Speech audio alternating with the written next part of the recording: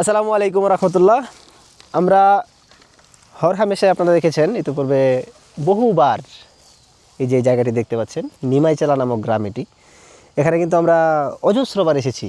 আমি যে আমার সাথে আছে ছোট ভাই তহিদুল এবং আমাদের যে পরিবেশ বান্ধব বাহনটি আছে দু চাকার যে বাহনটি সাইকেল, দুই চাকার যে সাইকেল এটি নিয়ে কিন্তু আমরা চলে আসি এই নিমাইচালায়। এখানকার যে পরিবেশ অমায়িক সুন্দর। হ্যাঁ, আর এই যে পেছনে দেখতে পাচ্ছেন বিশাল মাছের ঘের, আর ঠিক এর পাশ দিয়ে বয়ে গেছে ছোট্ট একটি খাল।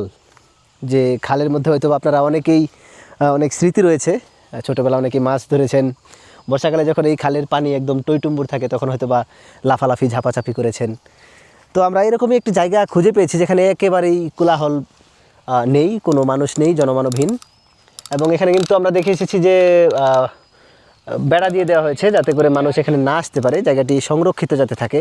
আমরা এখানে আসার পেছনে আরও একটি কারণ হচ্ছে নিমাইচালার এই যে কলা, এই কলার নাম কি আপনারা বলতে পারবেন? অবশ্যই কলাটি দেশি কলা এবং এই জাতের নামটি আপনারা কমেন্টে জানিয়ে দেবেন অবশ্যই। এবং এই কলার সাথে সাথে অনেকদিন পরে আজকে আমরা আরও একটি খাদ্য উপাদেয় পেয়েছি, যেটি হচ্ছে আমাদের সেই ছোটোবেলার গ্লুকোজ।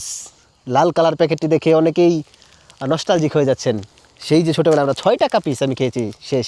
আশা করি আজকেও এই বিস্কুটের স্বাদ সেই আগের মতোই পাবো।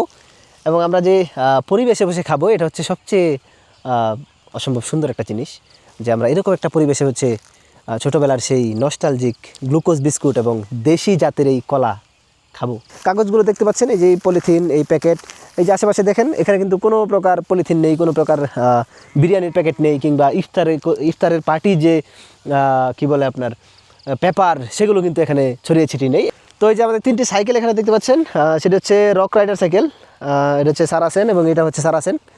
আমরা এই সাইকেল নিয়ে কিন্তু এখানে আসি যাতে এখানকার পরিবেশ দূষণ না হয়।